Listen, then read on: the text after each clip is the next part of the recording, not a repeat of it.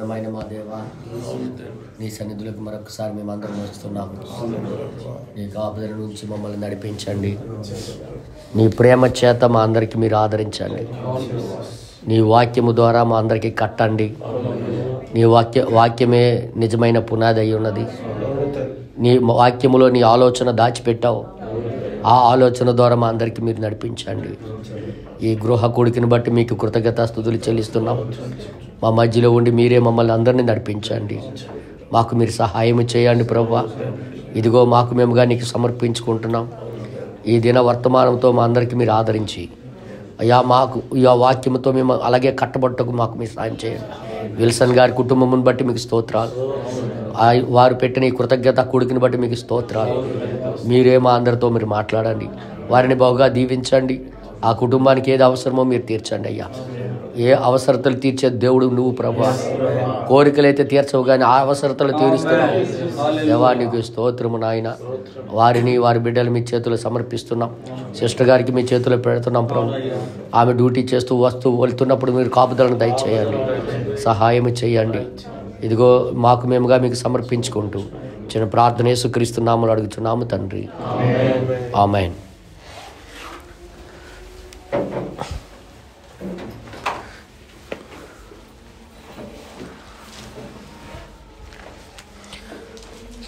మొదటి కొరింథీయులకు రాసిన పత్రిక 11వ అధ్యాయము వాక్యమును మనం కొద్దిగా చదువుకుందాం.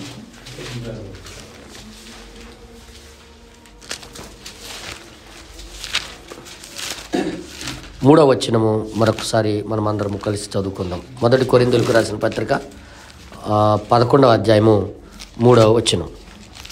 ప్రతి పురుషునికి శిరస్సు క్రీస్తనియు, స్త్రీకి శిరస్సు పురుషుడనియు, క్రీస్తునకు శిరస్సు దేవుడనియు మీరు తెలుసుకొనవలనని కోరుచున్నాను.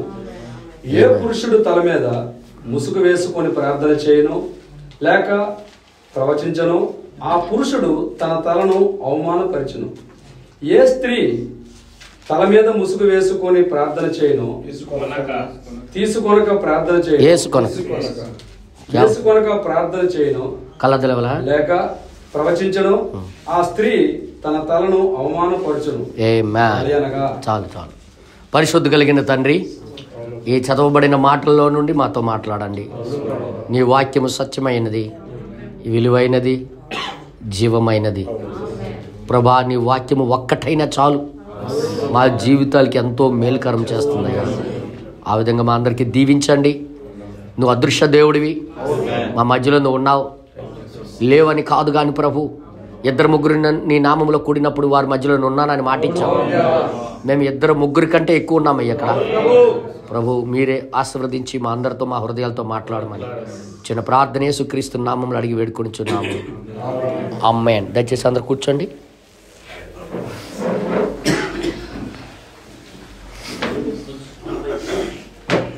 కుర్చీ మీద కూర్చోవా, ఖాళీ జాగా వేస్ట్ అనమాట, మరేటి కాదు. కూర్చోండి. ఓకే.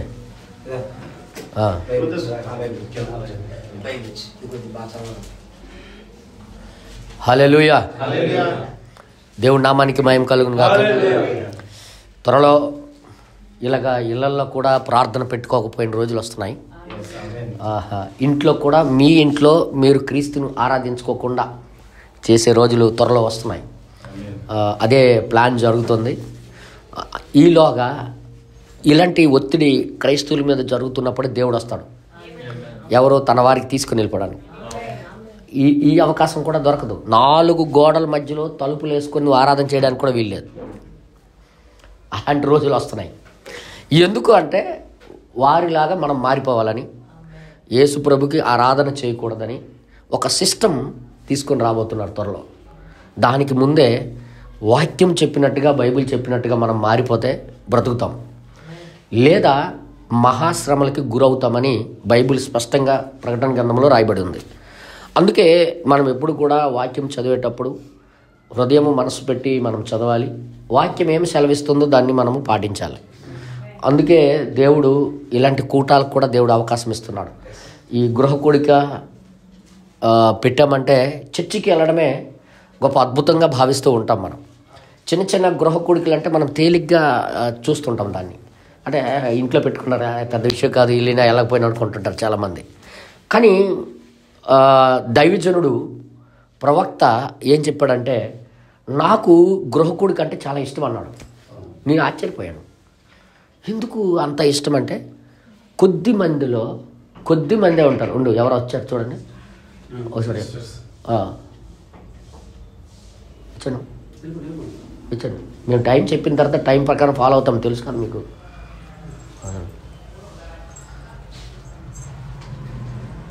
ఓకే, కలిపేసి పూర్తిగేసి అలా నొక్కే చాలు. అలాగనే గృహాల్లో కూడుకొని ఆరాధన చేయటం అనేది కొద్దిమంది ఉంటారు. దానికి అంత లెక్క కాదు అనుకుంటారు. కానీ దేవుడు స్పష్టంగా ఈ చిన్న చిన్న కూటాల్లోనే మాట్లాడతాడు బాగా. చర్చిలో అందరూ ఎక్కువ మంది ఉంటారు, కానీ గృహ కొడుకుల్లో చాలా తక్కువ మంది ఉంటారు.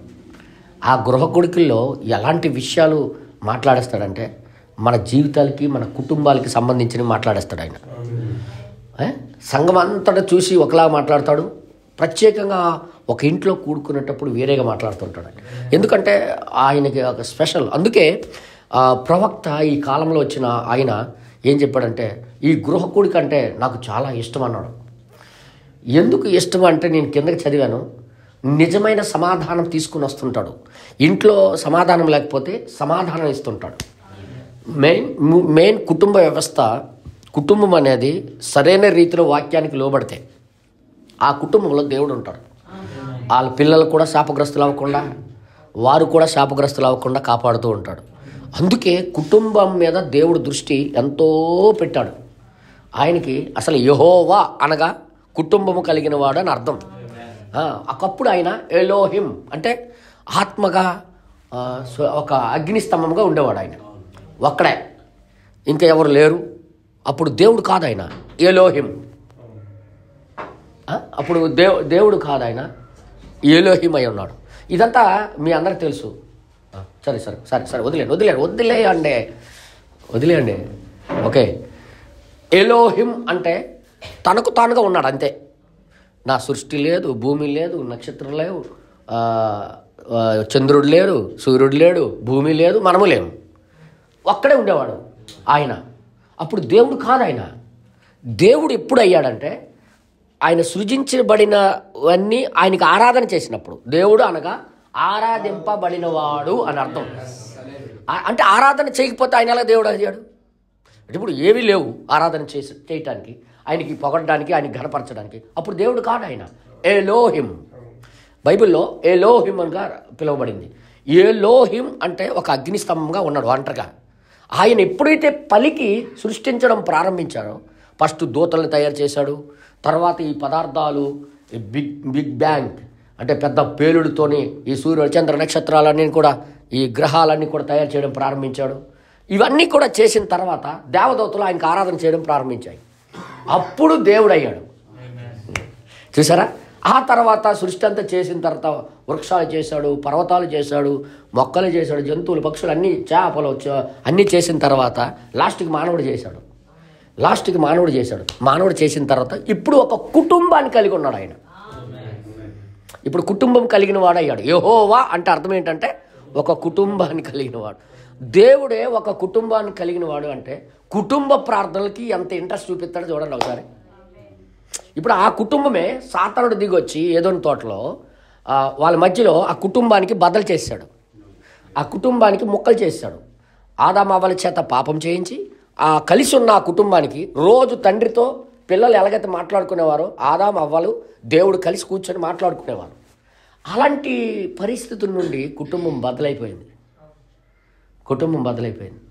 ఆదాము వాక్యపక్షాన నిలబడకపోవడము బద్దలైపోయింది. మరలా కుటుంబంగా కట్టుకోవడానికి దేవుడు ఎన్ని ప్రయత్నాలు చేశాడో ఇంకా మరలా స్టార్ట్ చేశాడు. నేను ఎలాగైనా మానవ జాతికి వదలను, ఎలాగైనా నా కుటుంబంగా మార్చుకుంటానని ఏం చేశాడంటే, ఆయన ఒక్కొక్క దైవజనుడికి లేపి ప్రజల మధ్యలోకి పంపించాడు. ఆ మాటలు బట్టి వాక్యంలోకి వస్తారు కదా, దేవుడి మాటలు విని భయపడతారు కదా అనుకొని ఒక్కొక్క దైవజనుడికి పంపిస్తూ ఆ మనుషులతో మాట్లాడడం ప్రారంభించాడు. కానీ ఎవరు కూడా సరిగ్గా వినడం లేదు. లాస్ట్కి ఆయనే గెలిచాడు. నేను ఈసారి ఎవరికి పంపించినా వాళ్ళు సంపూర్ణంగా నా పని చేయలేకపోతున్నారు కాబట్టి నేనే స్వయంగా మానవుడిలాగా మారిపోయి దిగొచ్చేస్తాను అనుకొని ఆయనే కన్యక మరియ గర్భంలో నుండి వచ్చాడు బయటికి. అర్థమైందా మీ అందరికీ? ఇప్పుడు మరలా కుటుంబం ఏర్పాటు చేశాడు ఆయన. మరలా కుటుంబం అనేది దేవుని మనసులో గొప్ప విషయమై ఉన్నది. దేవుని యొక్క మనసులో కుటుంబం పట్ల గొప్ప ఆలోచన కలిగి ఉన్నాడు. అందుకే కుటుంబ ప్రార్థనలు, కుటుంబంలో ఉన్న ఆ గృహ కూడికలు అనేది చాలా ప్రాముఖ్యతని ఇస్తాయి. అందుకే గృహ కూడిక పెట్టకపోతే, నేను నిజం చెప్తున్నాను, గృహ కూడిక పెట్టకపోతే ఆ ఇల్లు ఏదో ఒక రోజు పగులుతుంది. పగలడం అంటే తెలిసే గొడవలు వస్తాయి, దయ్యం ఎంటర్ అవ్వడానికి అవకాశాలు ఉన్నాయి. గృహ కూడికలు ఎంతో అవసరం. అది ఏం చేస్తుందంటే ఆ కూడికను బట్టి ఆ గృహము దిద్దబడుతుంది అనమాట. దిద్దబడుతుంది, ఆ కుటుంబము దిద్దబడుతుంది. ఆ కుటుంబము అంటే దేవుని భయము ఏంటో అనేది నేర్పిస్తాడనమాట. అందుకే గృహ కూడికలు అవసరమై ఉన్నది. ప్రవక్త ఏమన్నాడో మీకు కొద్దిగా చదివి వినిపిస్తాను. షాలోమ్ అనే వర్తమానంలో ఆయన ఏమన్నాడో మీకు కొద్దిగా చదివి వినిపిస్తాను. ఆయన ఏమన్నాడో చూద్దాం ఒక నిమిషం. ఓకే,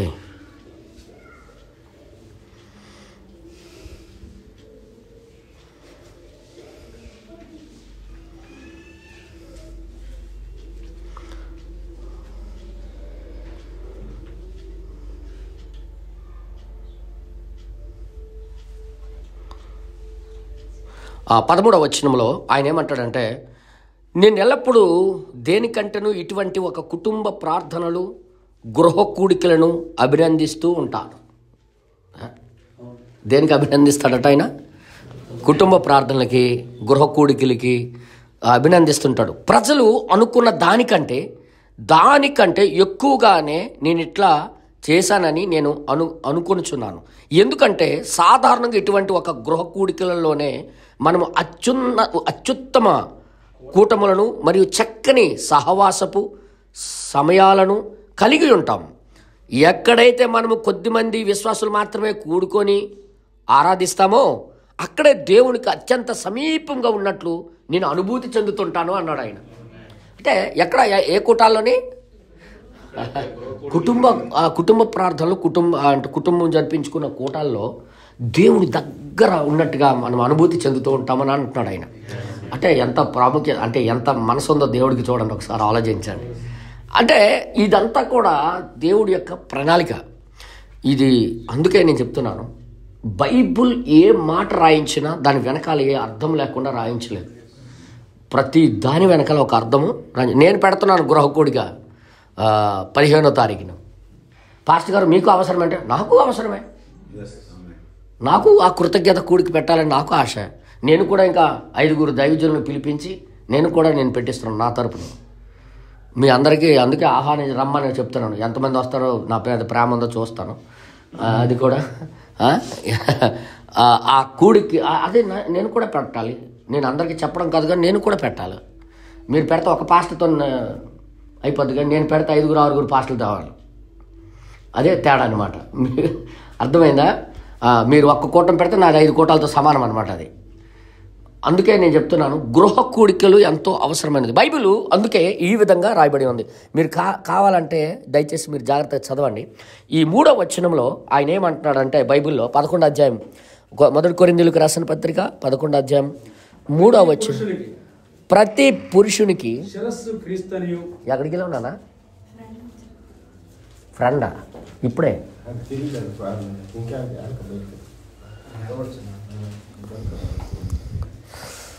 ప్రతి పురుషునికి శిరస్సు క్రీస్తునియు, స్త్రీకి శిరస్సు పురుషుడనియు, క్రీస్తునకు శిరస్సు దేవుడనియు మీరు తెలుసుకొనవలనని కోరుచున్నాను. ఇక్కడ పౌలు గారిలో ఉన్న దేవుని యొక్క ఆత్మ ఒక భార్యాభర్తలు, అంటే ఒక కుటుంబం యొక్క సంబంధించిన మాట ఏదో ఇక్కడ గట్టిగా అర్థం చేసుకోవాలని రాస్తున్నాడు. ఇంకో మాట రాయబడింది కిందకి, మనం ఇంతగా చదివాం కదా. ఏ పురుషుడు తల మీద ముసుగు వేసుకొని ప్రార్థన చేయను. ముసుగు అంటే ఏమనుకుంటాం మనము? ఒక చున్నో, ఒక దుప్పటో, ఒక టవలో అనుకుంటాం. అదే కదా బైబిల్ అర్థం అవ్వక చాలామంది ఏదో గుట్టగాల చెప్తున్నాడు అనుకుంటారు. నో, అలాగా కింద అలాగ రాయబడలేదు. ఆ ముసుగు అంటే ఏంటో క్లియర్గా వివరించాడు. ఒక మర్మయుక్తంగా బైబిల్ రాస్తాడు దేవుడు ఎప్పుడూ. ఆ మర్మ అంటే అందుకే విత్తనము, వాక్యం విత్తనమై ఉన్నది అని దేవుడు చెప్పాడు. ఇప్పుడు అది ఇప్పబడితే అర్థం కాదు. లేకపోతే ముసుగు అంటే చూసారు క్లియర్ ముసుగు అంటే క్లియర్ రాయబడింది ఒక టవలో లేకపోతే పైటి చెంగో అనుకుంటారు. కానీ అక్కడ 15వ వచనంలో ఆ 15వ వచనంలో ఆ కింద రాయబడింది. ఆ 15వ వచనంలో ఏం రాయబడింది అంటే స్త్రీకి ఇటట తల వెంట్రుకలు పైటి చెంగుగా ఇవ్వబడ్డాయి. మనం పైటి చెంగు అనుకుంటున్నాం ముసుగు, కానీ ఇప్పుడు ఏమంటాడు తల, ఆ జుత్తే స్త్రీకి, ఆడపిల్లలకి పైటి చెంగు అనమాట. అంటే జుత్తు కట్ చేసుకొని ప్రార్థన చేస్తే దేవుడు వినడనమాట. ఆడపిల్లలు జుత్తు పెంచుకోవాలి, మగపిల్లలు జుత్తు పెంచుకోకూడదు. అదే రూల్, బైబిల్ రూల్. ఇది ఎవరు చెప్పరు. ముసుగేసుకోమ్మా అంటాడు, ఆయమ్మ కట్ చేసుకొని వస్తుంది, ఏంటి తల మీద గుడ్డ పెట్టుకుంటుంది. గుడ్డకి ముసుగు లేదు, జుత్తుకి ముసుగు అన్నాడు బైబిల్. ఇక్కడ ఏంటంటుందమ్మా, జుత్తే పైటి చెంగుగా ఆడపిల్లకి ఇవ్వబడ్డది. జుత్తు కట్ చేసి నువ్వు మీద గుడ్డ కప్పినా దేవుడు వినడవు. ఇది బైబిల్. ఇది అందుకే జుత్తు పెంచుకోవాలా, ఎంత ఎదగనేస్తారో ఎదగనివ్వాలి, దాని మీద కత్తి వేయకూడదు. ఇది బైబిల్ రూల్ అనమాట. అంటే ప్రతి మాటకి ఒక అర్థం ఉంది. ముసుగు అనగా ఏమనుకుంటాం, గుడ్డగాల అనుకుంటాం. కానో ఆ పైటి చెంగుగా ఇచ్చేది ఏంటంటే ఆ కప్పుకునేది జుత్తు. ఈ జుత్తును ముట్టుకున్న వాళ్ళకి పరలోక రాజ్యానికి వాళ్ళ ప్రార్థన వినబడదు, దేవుడు అంగీకరించడు. ఆడపిల్లలకి, మగపిల్లడు జుత్తు పెంచుకొని ప్రార్థన చేస్తే దేవుడు అంగీకరించడు. అంటే మగోడికి జుత్తు ఉండకూడదు, ఆడదానికి జుత్తు కట్ చేయకూడదు. రూల్ ఇది బైబిల్ యొక్క రూల్. అంటే ఒక కుటుంబ వ్యవస్థ పట్ల, ఒక ఆడపిల్ల పట్ల, ఒక పురుషుడి పట్ల దేవుడు ఎంత జాగ్రత్త కలిగి ఉన్నాడో ఒకసారి ఆలోచించండి. దీన్ని బట్టి మనం ఏం చేయాలంటే, ఒక కుటుంబం పాడవ్వాలంటే ఎవడి స్థానం వాడు ఉండకపోతే పాడైపోద్ది. అంటే ఎవరికి ఏది చెప్పారో అది పాటించాలి. ఆడపిల్లకి ఏం చెప్పారో ఆడపిల్ల పాటించాలి, పురుషుడికి ఏం చెప్పాడో పురుషుడు పాటించాలి. ఈ ఇద్దరు అలాగ పాటించినప్పుడు చక్కగా గడియారంలో ముళ్ళులాగా కరెక్ట్గా తిరుగుతాయి. అల్లా నిమిషాల ముళ్ళు వెళ్ళి నేను 5 నిమిషాలలాగా నేను తిరుగుతానంటే పని చేయదు. దాని స్థానం దానిది. 5 నిమిషాల ముళ్ళు ఉంటుంది, దాని స్థానం దానిది. గంటల ముళ్ళు ఉంది, దాని స్థానం. దాని వెనకాల చిన్న చిన్న చక్రాలు ఉంటాయి. మీరు ఎప్పుడైనా గడియారం ఖాళీగా ఉంటే పోయిన గడియారం ఇప్పి చూడండి, చిన్న చిన్న చక్రాలు ఎక్కువ ఉంటాయి. ఏది ఒక్కదానికి అది కరెక్ట్గా పనిచేయకపోయినా ఆగిపోతుంది. అవన్నీ సక్రంగా వాటి స్థానాల్లో తిరిగినప్పుడే సరైన టైం, కరెక్ట్ టైం చూపిస్తుంది మనకి. లేకపోతే రాంగ్ టైమే, తప్పు టైమే చెప్తుంది. అలాగే కుటుంబ వ్యవస్థను కూడా బైబిల్ పెట్టిన రూల్కి కానీ ఇటు కానీ అటు కానీ జరిగితే ఆ కుటుంబము అతలాకుతలంగా కనబడుతుంటుంది, ఒక చక్కదనం ఉండదు. అందుకే బైబిల్ దేవుడు ఇచ్చిన మంచి గొప్ప దేవుని యొక్క స్వరం కుటుంబానికి. ఆ కుటుంబంలో బైబిల్ కానీ లేకపోతే, బైబిల్ కానీ చెప్పినట్టుగా చేయకపోతే ఆ కుటుంబంలో పోరు తప్ప మరొకటి ఉండదు ఇంట్లో. ఇది వాస్తవం. అది ఎవరు కోటీశ్వరుడు ఇల్లు అవనే, ఆడు ఎంత డబ్బున్నోడు అవనే, దేవుడి నియమానికి క్రమానికి కానీ సరిగ్గా చోటు ఇవ్వకపోతే ఆ ఇల్లు సరిగ్గా ఉండదు. అందుకే కుటుంబ వ్యవస్థల్లో ప్రార్థనలు పెట్టించటం, వాక్యము చదివించటం, వాక్యాన్ని పాటించడం ఎంతో అవసరం. సాయంత్రం అయ్యేసరికి అందరూ బల దగ్గర కూర్చొని వెళ్ళి ఒక 2-3 అధ్యాయాలు చదవాలి బైబిల్. భర్త, భార్యలు, పిల్లలు అందరూ కూర్చొని ఎంత పనులున్నా అవన్నీ పనులు పక్కన పెట్టేసి ఒక 3 అధ్యాయాలు చదివి ఆ చదివిన వాక్యం బట్టి ప్రార్థన చేయాలి.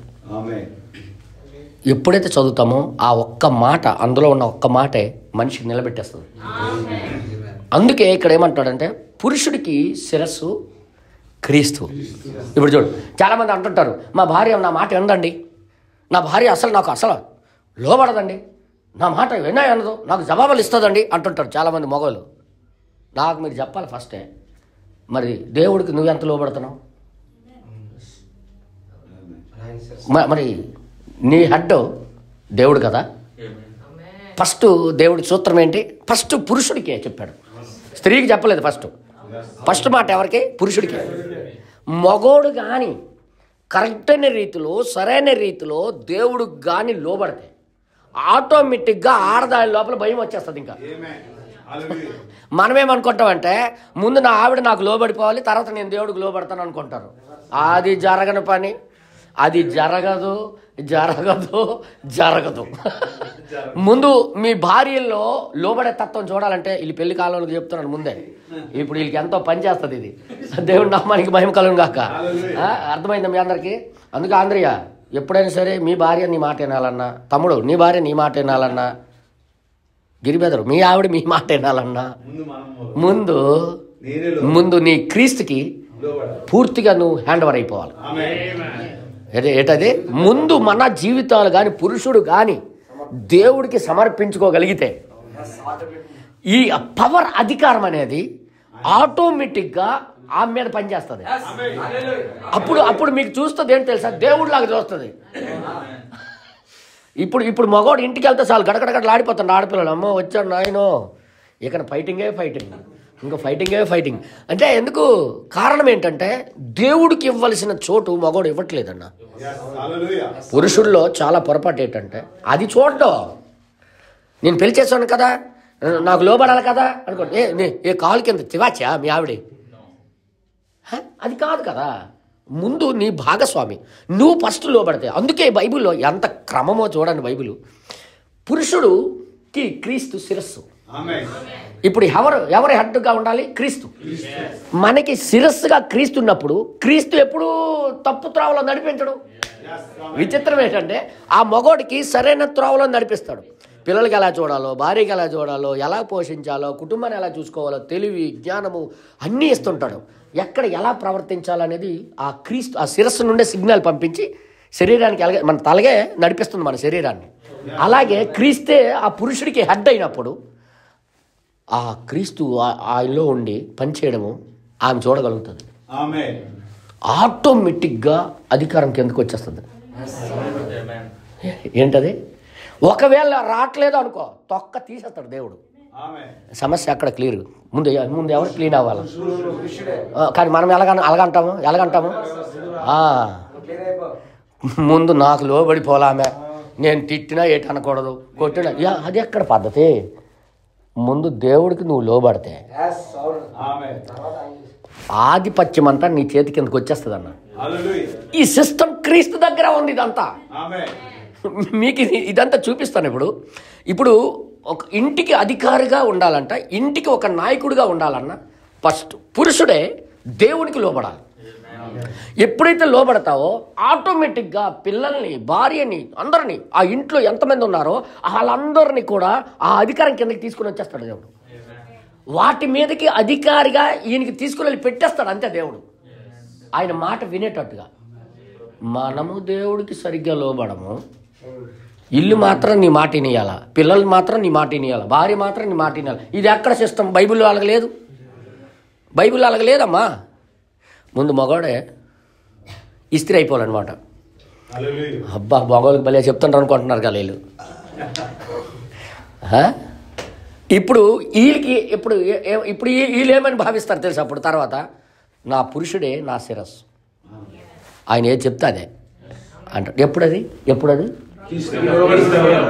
ఈ భర్త క్రీస్తుకి లోబడినప్పుడు ఈ భార్య ఈయనకి లోబడుతుంది. సారా ఉత్తుకుత్తునే లోబడిపోలేదు అబ్రహాంకి. అబ్రహాము దేవుడికి లోబడే తత్వాన్ని చూసి, అబ్రహాము దేవునికి విశ్వసించే విషయాన్ని బట్టి ఆయనకి ప్రభువా అని పిలిచేది. ఈ రోజుల్లో ప్రభువా పిలుస్తారా భర్తలకి? ఏ అప్పరా అంటారు. ఉదాహరణకు నేను చెప్తున్నాను, హే భాస్కర్ రావు అంటారనమాట. లేదా బబ్బు అంటారు, ఏ పప్పు అంటారు, లేకపోతే చట్టు అంటారు, ఏదో ఒకటి అంటారు. మరి అంటే వాళ్ళు నిక్లేములు పెట్టుకొని ఏ బసడా అని పిలుస్తుంటారు మా ఈదులో ఒకరికి. ఏ బసడా అంటే ఏంటి అర్థం తెలుసా? బసడా అంటే పాసి మొఖమోడా అని అర్థం. అలా ఆవిడే అలా ఆయనకి బసడాన్ని పిలుస్తుంది. నేను చచ్చిపోరే ఏట్రై ఏ చేత ముద్దు పేరు అట ముద్దు పేరు అట ముద్దు పేరు ఏట్రా బాబు అని అంటాను. అంటే ఆమెకు భయం లేదు. ఎలాగ పిలిచినా ఆయన కూ అవుతాడు అనమాట. అర్థమైందా? ఎందుకు భయం లేదు. ఇప్పుడు సారా అబ్రహాంకి చూసి ప్రభువా అన్నదంటే ఈయనలో దేవుణ్ణి చూసింది ఆమె. అర్థమైందా? కుటుంబంలో ముందు ఇది నేర్చుకోవాలి ప్రతి ఒక్కరూ. ముందు సిస్టమ్ ఏంటంటే బైబిల్ రూల్ ప్రకారం రాయబడింది. ప్రతి పురుషుడికి క్రీస్తు హెడ్. ఇక్కడ నువ్వు లోబడితే నీ భార్య నీకు లోబడుతుంది. 100కు 100 200% రాస్తా.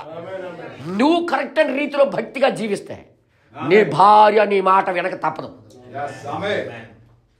అదే ఒక రూల్ అది. అక్కడ ఏమంటాడంటే చూడండి ఒకసారి ఈ విచిత్రం. అదే అందుకే నేను బైబిల్ అంటే బైబిల్ అనేది కేవలం చదివి పక్కన పెట్టేయడానికి కాదు. అది మనం వచ్చి అది చూడాలి.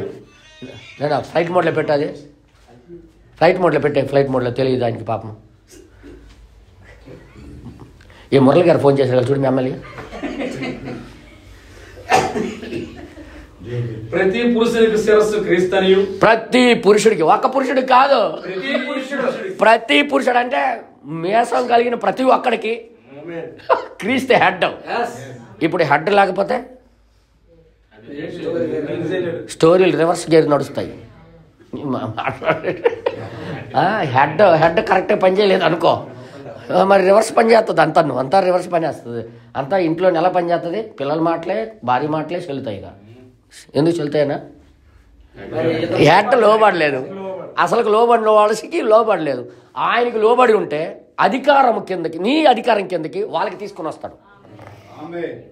అందుకే ప్రతి ఇంటి ఈరోజు సమాధానాలు లేవు. ఎందుకంటే తెలుసా చెప్పనా?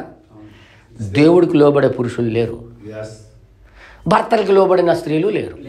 తప్పులేదు కదా? మా ఆవిడ మాకు మాట అనరు. ఒక్క మాట ఆడితే మా ఈదులో నేను చూస్తుంటాను. భర్త ఒకటి అన్నాడు అనుకో, ఈ ఉదయం 7 గంటలకు ఏదో అనేసాడు పాపం.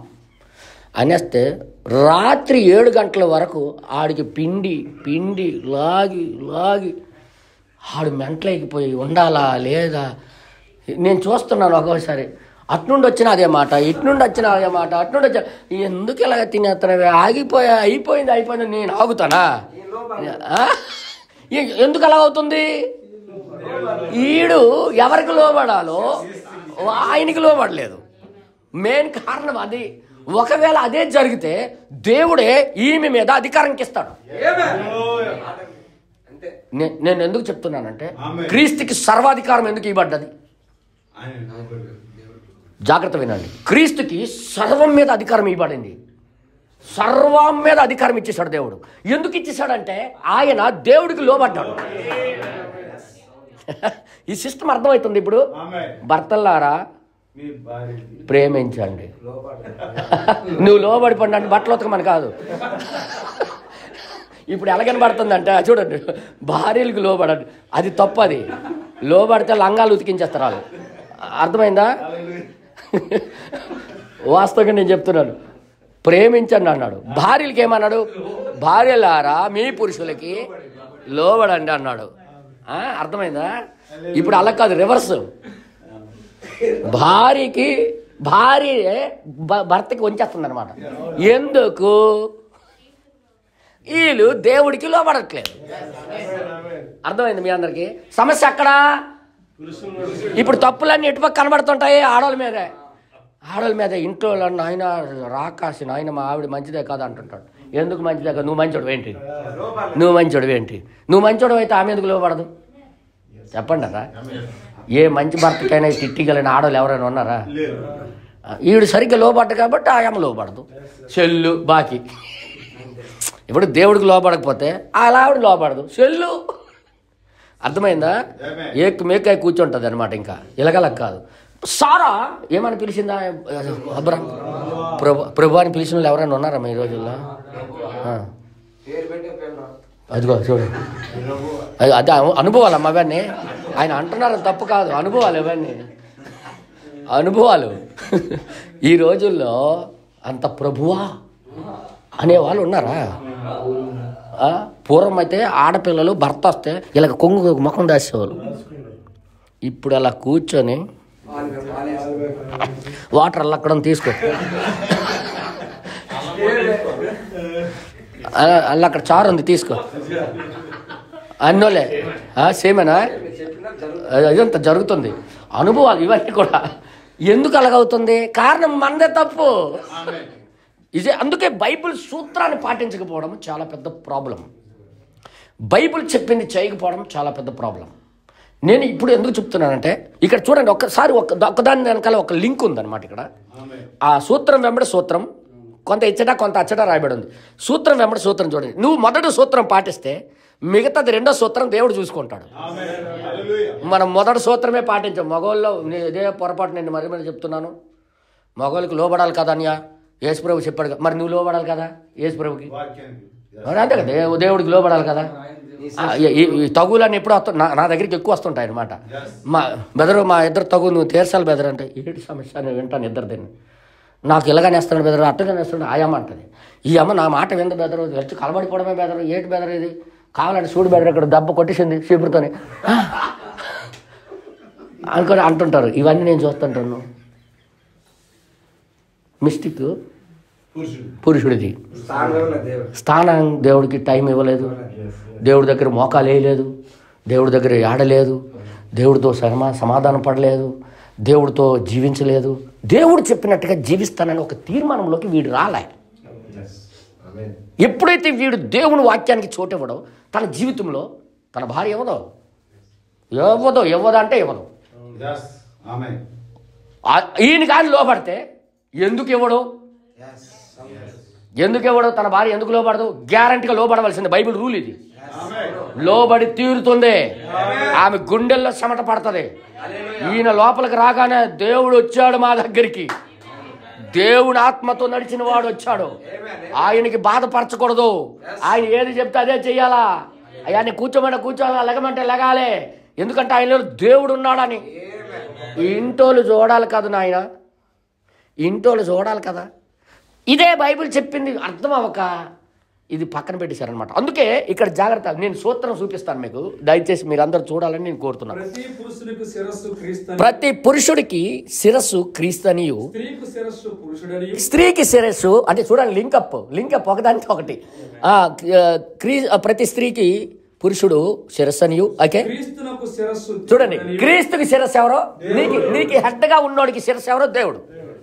ఇప్పుడు ఈ శిరస్సు క్రీస్తు ఎలాగైతే దేవుడికి లోబడ్డాడో, లోబడితే ఏం జరిగిందో మీకు ఇప్పుడు చూపిస్తాను. ఆయన హెడ్గా భావించుకున్నాడు. దేవుడు ఏది చెప్తే అదే చేసేవాడు.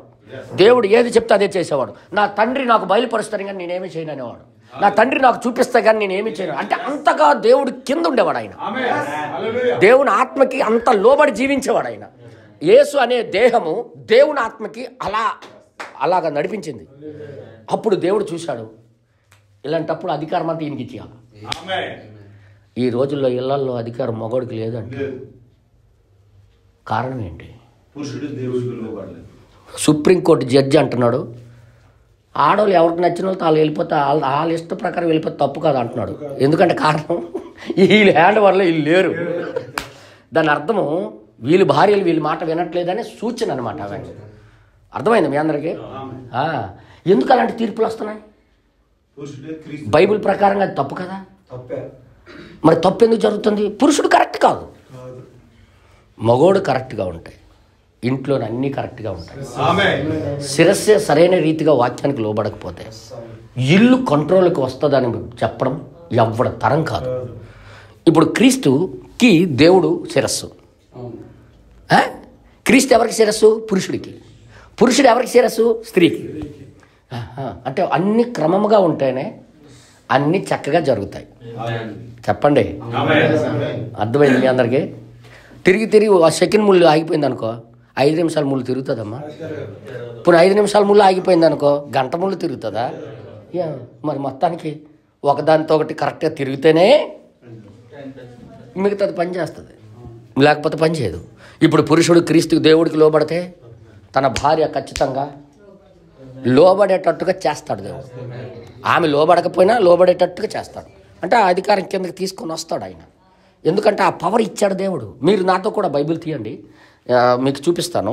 దయచేసి మీరందరూ చూడాలని కోరుతున్నాను. ఈ అధికారము యేసయ్యకి ఎందుకు వచ్చిందో మత్తయి సువార్త 28వ అధ్యాయము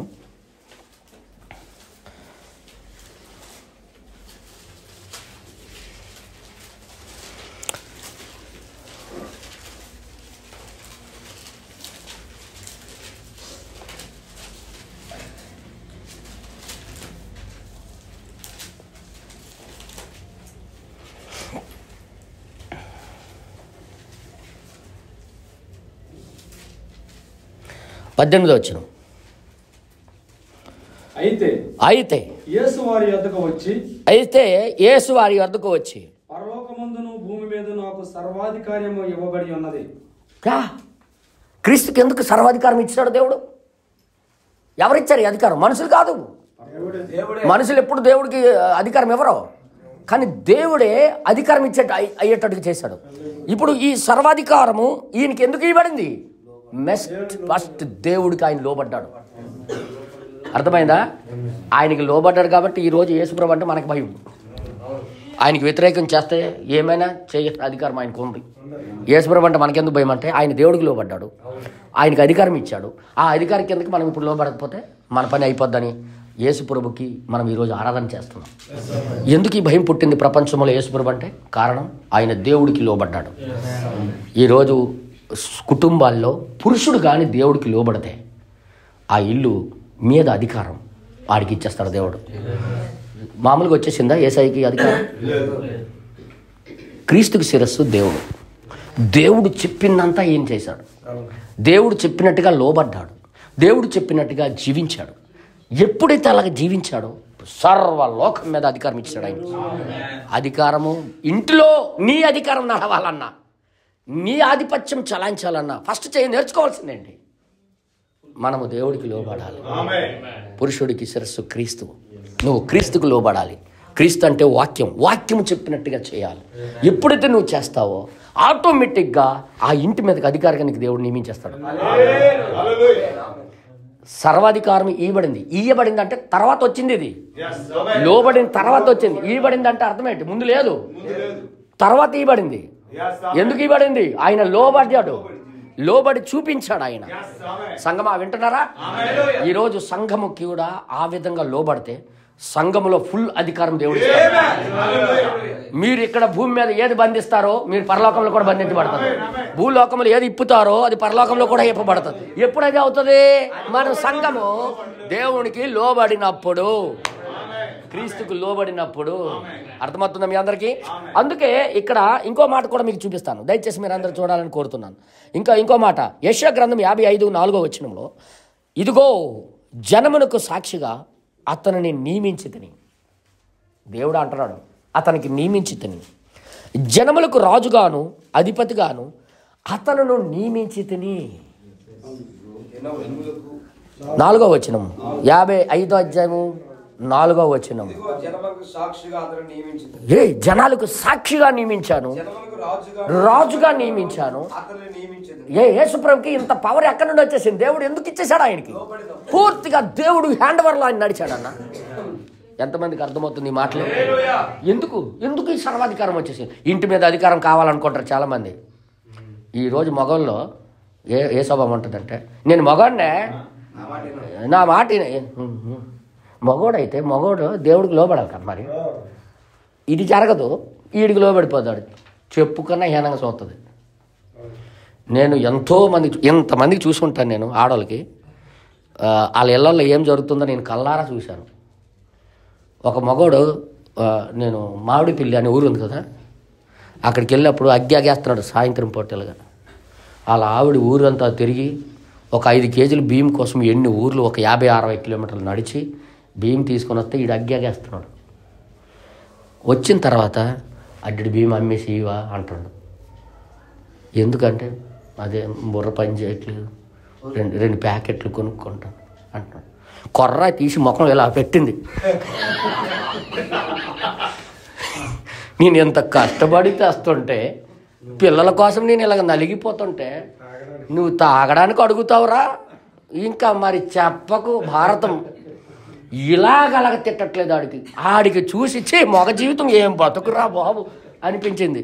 నీకు పౌరుషం లేదురా అంటే ఎప్పుడో చచ్చిపోయినా అనియా అంటున్నాడు. దరిద్ర కొట్టడా ఏం బ్రతుకురా నాయన నీదంటే ఏం చేస్తాం మరి, కొర్రాయి పెట్టినా ఆమె, కొయ్యి పెట్టినా ఆమె, తీసిన రివర్స్ అయిపోయింది స్టోరీ. ప్రతిరోజు పోరు, ప్రతిరోజు గొడవ, ఈ పిల్లలు చుట్టుపక్కల చూసుకుని ఏడుపు. ఎందుకు శాంతి లేని జీవితంగా మారిపోయింది ఆ ఇల్లు. రూల్, పద్ధతి, సూత్రం తప్పిపోతే ఇల్లు కంట్రోల్ తప్పిపోద్ది అన్న. అర్థమవుతుందా? ముందు నువ్వు లోబడితే, మనము లోబడితే అన్నీ కంట్రోల్. అర్థమవుతుందా నాన్న? రేపొద్దు నువ్వు పెద్దోడు అవుతావు, ఫస్ట్ నువ్వు చేయవలసింది అది చేయాలా, తర్వాత అన్ని లైన్లోకి వచ్చేస్తాయి. అర్థమైందా? ఆ తర్వాత మీ నాన్న అమ్మల మీద పడకూడదు. ఏంటమ్మా ఇలాంటి సంబంధాలు చేశారు నాకు అని వాళ్ళ మీద ఏట్లేదు, ఇంకా నువ్వే పడాలా, నువ్వే చూసుకోవాలా. అలాంటి వాళ్ళకి చూసారు, నాకు చేశారు రాక్షసికి అని అంటే పని చేయదు. ఆ రాక్షసికి మనిషిగా చేయడానికి కారణం నువ్వే. అర్థమవుతుందా? హల్లెలూయా, హల్లెలూయా. సర్వాధికారం ఎవరికి ఇచ్చాడు? ఎవరో దొరికిపోయింది. ఎలా దొరికిపోయింది? యేసయ్యకి. ఆయన లోబడే తత్వాన్ని, దేవుడికి లోబడే తత్వాన్ని బట్టి సర్వం మీద అధికారం ఆయనకు నియమించాడు. ఆయన ఎంత గొప్ప దేవుడు, ఎంత చక్కటి కుటుంబ వ్యవస్థను నడిపించుకునే పద్ధతి ఇది. వింటున్నారా? హల్లెలూయా.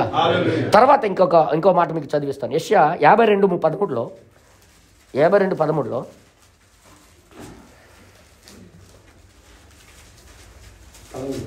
52:13 ఆలకించండి, నా సేవకుడు వివేకముగా ప్రవర్తించాడు.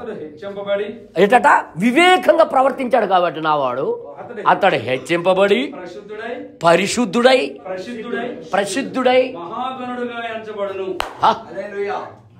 ఎప్పుడు జరిగిపోయిందన్నా ఈ మహాగణుడు? ప్రసిద్ధుడు ఎప్పుడయ్యాడన్నా? దేవుడుకి యేసయ్య నడిచాడు కాబట్టి ప్రసిద్ధుడయ్యాడు. ప్రపంచంలో పరిశుద్ధుడు ఎవడు? యేసయ్య. అర్థమవుతుంది మీ అందరికీ? ఎందుకయ్యాడు? అంత ఈజీగా దొరికిపోలేదు ఆ పోస్ట్ ఆయనకి. చాలామంది ఏమనుకుంటారంటే ఈజీగా దొరికిపోయింది కదా. నో, ఆయన కూడా ఒక రూల్ని పాటించాడు, ఒక నియమాన్ని పాటించాడు. అర్థమవుతుందా? ఆ కోనేరు దగ్గర కొన్ని వేల మంది పడి ఉన్నారు రోగులు. అందరికీ బాగు చేసేయాలని ఉంది ఆయనకి, అందరికీ బాగు చేసేయాలని ఉంది. కానీ తండ్రి చూపించాడు, అతనికే వెళ్ళి బాగు చేయలేపన్నాడు. వీళ్ళందరికీ దాటిపోయి ఆయన మనసు ఏంటి? అక్కడ పడి ఉన్న వాళ్ళందరికీ బాగు చేసేయాలని. కానీ తండ్రి ఏమంటున్నాడు? ఒక్కడికే. వాళ్ళందరికీ దాటిపోయి ఆ ఒక్కడి దగ్గరికి వెళ్ళి బాగు చేశాడు. తన కోరిక ఏంటో తెలుసా? తండ్రి ఏం చెప్తే అది వినాలా. ఆయనకి అధికారం ఉంది కానీ తను నచ్చినట్టు చేయట్లే. ఎవరికి చేయమంటున్నాడో వాళ్ళకే, ఎవరికి రమ్మంటున్నాడో వాళ్ళకే, ఎవరికి ఇమ్మంటున్నాడో వాళ్ళకే. తండ్రి మాటకి ఎంతైనా జవదాట్లే. లాస్ట్కి మరణము కూడా ఆయన చేతిలోకి వచ్చేసింది. ఒక పాత్ర పట్టుకొని గెచ్చమైన తోటలో కన్నీరు కార్చి ప్రార్థన చేస్తూనే ఉన్నాడు. తండ్రి, వీలైతే ఈ పాత్ర నా నుండి దూరం చేయ, అయినా నీ చిత్తమేగా, నాది కాదు. అంటే మరణము వచ్చినప్పటికీ కూడా తండ్రికే అధికారం ఇచ్చాడు, లోబడ్డాడు. ఇవన్నీ చూసి ఆయనకి సర్వ అధికారం ఇవ్వబడ్డాయి. ఇప్పుడు ఇంట్లోని అధికారిగా ఉండాలంటే, హెడ్గా ఉండాలంటే ఏం చేయాలమ్మా? అయితే పురుషుడు దేవుడికి లోబడితే ఆటోమేటిక్గా వాళ్ళందరి కిందకి వచ్చేస్తారు, కిందకి. ఎంతమందికి అర్థమవుతుంది మాట? హల్లెలూయా. గృహ కోడికలు ఎందుకు పెట్టాలంటే ఇలాంటి శిష్టాలు బయటపడతాయి. అర్థమవుతుందా? దేవుడి నామానికి మహిమ కలుగును గాక. ఇంకొక దగ్గర యేసయ్య కోసము ఈ పవర్ ఎలా దొరికిందో రాయబడింది. మీరు నాతో కూడా బైబిల్ తీసి చదవాలని నేను కోరుతున్నాను.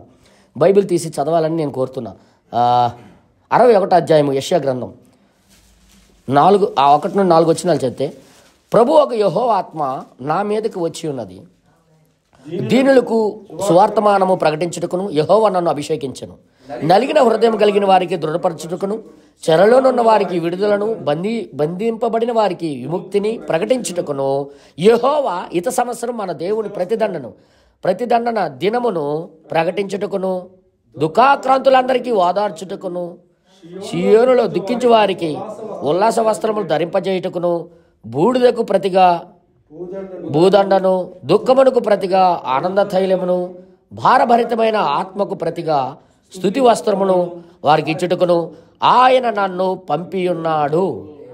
యెహోవా తన్ను మహిమపరుచుకున్నట్లు నీతి అను మస్తకి వృక్షము అని యెహోవా నాటిన చెట్లన్నీ వారికి పేరు పెట్టబడును.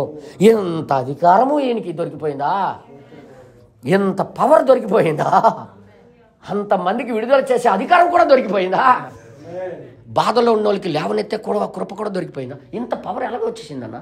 పవర్ సంపాదించే చిట్కా ఎక్కడుందంటే ముందు పురుషుడు దేవుడికి లోపడాలి. ఆటోమేటిక్గా నీ పవర్ ఇంట్లో పనిచేయడం ప్రారంభిస్తుంది. పిల్లలకు కూడా పనిచేస్తుంది, భార్యకి పనిచేస్తుంది. పిల్లలు ఏమైనా తప్పు పని చేస్తారా, మీ నాన్న ఎంత బాధపడతాడో తెలుసా, ఎంత కష్టపడుతున్నారా మీ నాన్న మీకోసం అని భార్య సపోర్ట్ చేస్తారు. ఇప్పుడు భార్య పిల్లలకు కానీ తండ్రి ఏమైనా తిట్టినే పిల్లలు సంపెత్తం ఏంటి రాక్షసులాగా అంటున్నారు ఈ రోజుల్లో. నేను కన్నాను పిల్లలకి, నువ్వు కూడా కనలేదు అంటున్నారు ఈ రోజులు. డైలాగులు నేను విన్నానండి, నేను విని చెప్తున్నాను ఇవన్నీ. అందుకే ముందు పురుషుడే ఆపరేషన్ చేసుకోవాలి. నేను ఏదో అంటున్నాను అర్థం చేసుకోండి. పురుషుడే ముందు దేవుడి దగ్గర లోబడిపోవాలి. అప్పుడు ఇల్లు ఒక కంట్రోల్లోకి వచ్చేస్తుంది. వాటి మీదకి అధికారం దేవుడే అనుగ్రహిస్తాడు, దేవుడే వాళ్ళకి లోబడేటట్టుగా చేస్తాడు. ఇదంతా బైబిల్ సిస్టమ్. ఈ సిస్టమ్ పక్కన పెట్టడమే గొడవలు. అర్థమైందమ్మా? ఈ రోజుల్లో కుటుంబాల్లో గొడవలు, పిల్లల మధ్యలో గొడవలు ఎందుకు వస్తుందంటే ముందు హెడ్ దేవుడికి లోబడకపోవడం, గందరగోళం ఇంట్లో అయిపోవడం అనేది జరుగుతుంది. దేవుడు చెప్పినట్టు కానీ హెడ్ కానీ పనిచేస్తే ఆటోమేటిక్గా ఆ ఇంట్లో అధికారం అంతా దేవుడికి ఇచ్చేస్తాడు ఆయనకి. ఇప్పుడు యేసుప్రభుకి ఎందుకు అంత సర్వాధికారాలు ఇచ్చాడు? దేవుడికి లోబడ్డాడు ఆయన. ఆయనకి హెడ్, ఆయన హెడ్ ఎవరో ఆయనకి లోబడ్డాడు. ఆయన హెడ్ దేవుడు. ఇప్పుడు ఆ శరీరము, క్రీస్తు అనే శరీరము దానికి లోబడ్డది. అప్పుడు సర్వాధికారం. ఇంకొక దగ్గర ఆయనకి ఎలాంటి అధికారం ఇచ్చాడో మీకు చూపిస్తాను. దేవుని నామానికి మహిమ కలుగును గాక. అందరికీ సంతోషమేనా? ఒక సిస్టమ్ దేవుడు మనకి బయలుపరుస్తున్నాడు. దయచేసి వినండి, మనమందరం జాగ్రత్తగా చూడాలి. యోహాను సువార్త 3వ అధ్యాయము 34 నుండి 36 వచనాలు చదివితే, యోహాను సువార్త 3వ అధ్యాయము 34 నుండి 36 వచనాలు చదివితే అక్కడ ఏ విధంగా రాయబడింది చూడండి ఒకసారి. దేవుడు సత్యవంతుడు, సత్యవంతుడు అనే మాటకి ముద్ర వేసి ఉన్నాడు. ఏలయనగా తను పంపించిన వానికి కొలత లేకుండా అబ్బా కొలత లేకుండా ఆత్మ అనుగ్రహించి ఉన్నాడు. అయితే గనుక ఆయన హల్లెలూయా అంటే ఇంటి పరిస్థితులు అటు ఇటు వెళ్ళడనమాట. అందుకే అంత దీనంగా బ్రతికాడు మన యేసయ్య. హల్లెలూయా హల్లెలూయా. ఇంకోసారి నేను మాట్లాడుతున్నా, జాగ్రత్తగా వినాలని కోరుతున్నాం. ఇంకొక మాటలో రాయబడింది 5వ అధ్యాయము యోహాను సువార్త 5:20 వచ్చిన మనం చదివితే,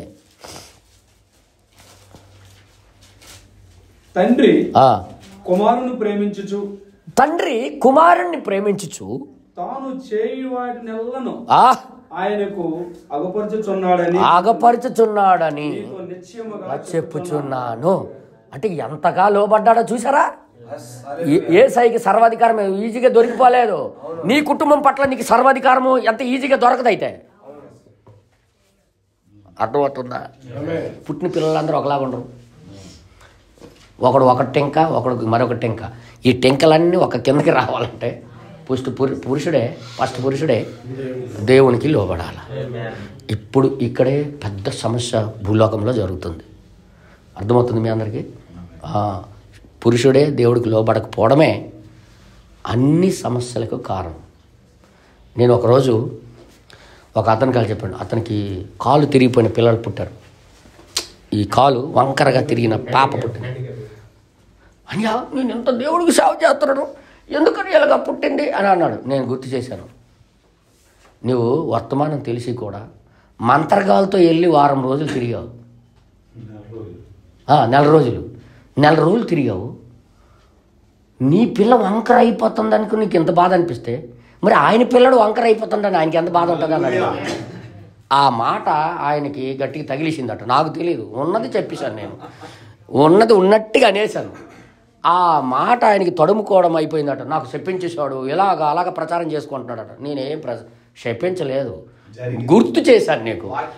నీ పిల్లడు నీకు వంకరగా పుడితే ఎంత బాధపడ్డావో, ఆయన పిల్లడు వంకరగా తిరిగితే ఎంత బాధపడుతుంటాడు ఆయన. చెప్పండి, నువ్వు వంకర కాలుతో తిరిగావయ్యా, నువ్వు దేవుడికి వంకరగా తీయాలని చూశావు నువ్వు, అందుకే నీకు వంకర ఇచ్చాడు. నీకు ఆ బాధ ఏంటో తెలిసింది ఇప్పుడు. అందుకే దేవుడికి ఎప్పుడు సొనక్కు, దేవుడి మీద సొనిగే అధికారం ఎవడికి లేదు. మనం లోబడి ఉండడమే. అర్థమవుతుందా? ఏదో కారణం లేకుండా అలాగ జరగవు, ఏ కారణం లేకుండా అలాగ జరగవు. ఇప్పుడు సర్వాధికారం ఎలా దొరికిపోయింది యేసయ్యకి? ప్రతిదీ దేవుడికి లోబడ్డాడు. అలాగే ఆయన ఎలాగ లోబడ్డాడో మనము కూడా పురుషుడైన వాడు ఇంటికి తన అధికారంలో నడాలంటే ఇల్లు ముందు పురుషుడు దేవుడి అధికారంలో కిందకి రావాలి. అర్థమవుతుందమ్మా? మీరు ఇంటికి వెళ్ళి మీ భర్త లేకపోతే వాళ్ళతో చెప్పండి, ఇది రూలు, ముందు నువ్వు నడుస్తే మాకు అందరికీ దేవుడు నడిపిస్తాడనండి. అర్థమైందా? మీరు నడలేదు అనుకో, నేను ఎలా మారిపోతానని నాకే తెలియదు. నేను విజయశాంతి అయిపోవచ్చు, కరాటే కుంగ్ఫు అయిపోవచ్చు, నేను ఏటైపోతానో నాకు తెలియదు. తర్వాత నీ ఇష్టం. నా చేతిలో గరిటె ఉంటే గరిటె పని చేయిస్తాను, ఏదుంటే అదే పని చేయిస్తాను. అంటే యథార్థం చెప్పేస్తున్నాను, మరి ఎందుకు అలా మాటలని. అర్థమవుతుంది మీ అందరికీ? హల్లెలూయా. అర్థమవుతుందా? ఏది అయిపోతుందో తెలియదు. ఇప్పుడు సూత్రం మీకు చెప్పేస్తున్నాను, నువ్వు లోబడకపోతే అది మీ తప్పు. అనియా ఏటని అని నా దగ్గర తగులు తీసుకురాకండి. సూత్రం పరిశీలించుకోండి. నేను ఎంత లోబడతాను డైలీ, ఎంతగా దేవుడికి నేను లోబడతానని లిస్ట్ తీసుకోండి. మీ కరెంటు బిల్ మీరు తీసుకున్నట్టుగా తీసుకోండి. అది ముందు ఎక్కడెక్కడ నువ్వు రాంగ్ అయిపోయావో దేవుడికి వ్యతిరేకం చూసుకో, సరి చేసుకో. ముందు ఆటోమేటిక్గా అవన్నీ లెవెల్ చేసేస్తాడు ఆయన.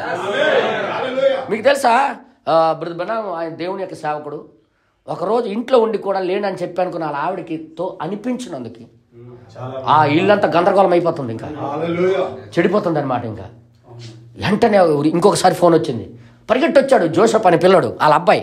డాడీ ఇంట్లో లేవని చెప్పేదినా అన్నట్టు. అదే అబద్ధం. అప్పుడు అబద్ధం చెప్పడానికి రెడీ అయిపోతాడు వీడు. ఊరే నాయన, నా ఇల్లు పాడు చేసుకుంటున్నాను నేనే, అయ్యో అప్పుడు నా ఇల్లు నేనే పాడు చేసుకుంటున్నాను అనుకొని వెంటనే వెళ్ళి ఏం చేశాడంటే దేవుడి దగ్గర క్షమాపణ అడిగి, ఎవరి దగ్గర అయితే అబద్ధం ఆడాడో ఆయన దగ్గరికి వెళ్ళి, అయ్యా నేను చాలా అబద్ధం ఆడాను, నన్ను క్షమించయ్యా అని అంటే, ఆయన నువ్వు ఎలాంటివాడో నాకు తెలియదు, నువ్వు గొప్ప మెత్తన మనసు అయ్యా, నువ్వు తప్పు చేయవు నాకు తెలుసు అనుకుని ఆయన అన్నప్పటికి కూడా లేదు నన్ను క్షమించి అంటున్నాడు ఆయన. ఎప్పుడైతే ఈయన క్షమించాడో మరలా ఇంకా ఇల్లు ఒక లెవెల్లోకి వచ్చింది, కుటుంబం లెవెల్లోకి వచ్చింది. ఇంకా అర్థమైంది మీ అందరికీ? అంటే రూల్ ఎక్కడ ఉంది అయితే? నాదా పురుషుడి దగ్గరే ఉంది. ఎంతమంది ఇక్కడ పురుషులు ఉన్నారు? చేతులు ఎత్తండి. ఓకే, గుర్తించారు, సంతోషం నాయన.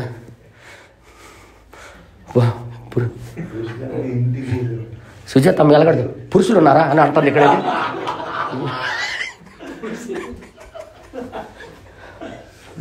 అంటే పురుషులకి సూత్రం చెప్తున్నాను, తర్వాత ఆడవాళ్ళు లోబడక తప్పదు.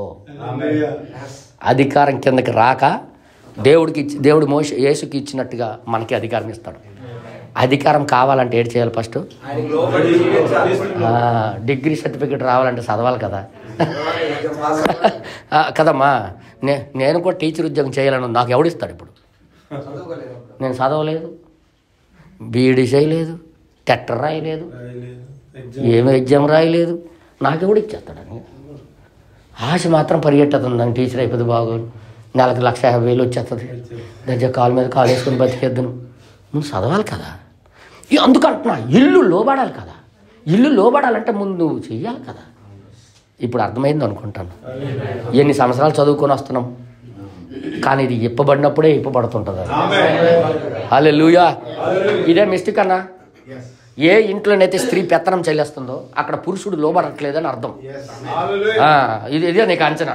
ఆ ఇంట్లో ఆడదాయి మాట చెల్లుతుంది అనుకో, బయటకు వెళ్ళి ఎవడన్నా వచ్చి అన్నయ్య ఒక 50 రూపాయలు ఈరా అని అంటే, మీ వదినకి వెళ్ళి అడుగురా అంటున్నాడంటే అర్థం ఏంటి తెలుసా? నేను నిజం చెప్పేస్తున్నారా అని వాళ్ళు అక్కడికి వెళ్తున్నా వస్తావరా అని అంటే, ఉండరా మీ వదిన కాదు అడుగుతాను అంటున్నాడంటే అర్థం ఏంటి? అడ్డెళ్ళి తవలో దూరిపోయింది. నేనేది మాట్లాడుతున్నాను? ఆట దూరిపోయింది. దానికి ఎల్డింగ్ చేసిందో మామూలుగా ఉంచిందో ఇంకా చూడాలి. ఇంకా అర్థమైంది మీ అందరికీ. ఆ తర్వాత లోబడట్లేదు, నరకం అనుభవిస్తున్నాను నీ ఇంట్లో నేను ఆయన అంటున్నాడంటే అర్థం ఏంటి? నువ్వు లోబడలేదు దేవుడికి. నువ్వు లోబడితే నీ పక్షాన యుద్ధం చేసేవాడు యెహోవా. ఇంట్లో తిన్నగా చేసినవాడు దేవుడు.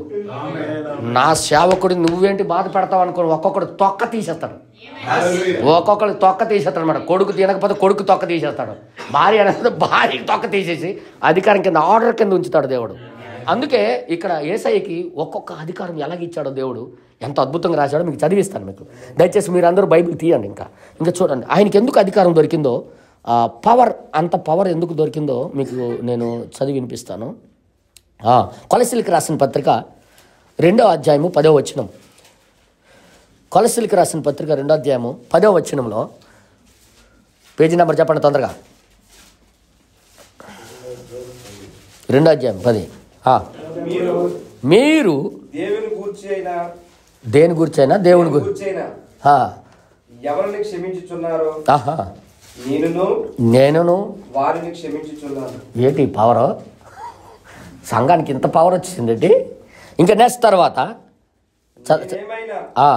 క్షమించి ఉంటే ఎక్కడ చదువుతున్నా? 2:10 అన్నాను. కొలస్సీలకు రాసిన పత్రిక 2:10.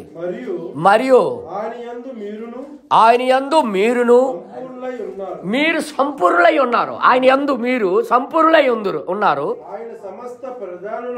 ఆయన సమస్త ప్రధానులకి అధికారులకి అబ్బా ఫుల్ అధికారం అయిందే. అధికారుల మీద అధికారా? ప్రపంచ దేశాల ప్రధానమంత్రులందరికీ కూడా అడ్డా. అమ్మ నాయన, అందరికీ అధికారి ఎలాగ దొరికిపోయింది అన్న ఈ పోస్టు? దేవుడికి ఫస్ట్ లోబడి జీవించాడు యేసయ్య. అర్థమవుతుందమ్మా? మనకు అధికారం కావాలి కానీ మనం దేవుడు చెప్పిన చేయము. వచ్చిన బాధ అది. అధికారం కావాలని ఆశే, దేవుడు చెప్పినట్టుగా చేయము. అర్థమైందా? తర్వాత మీరును క్రీస్తు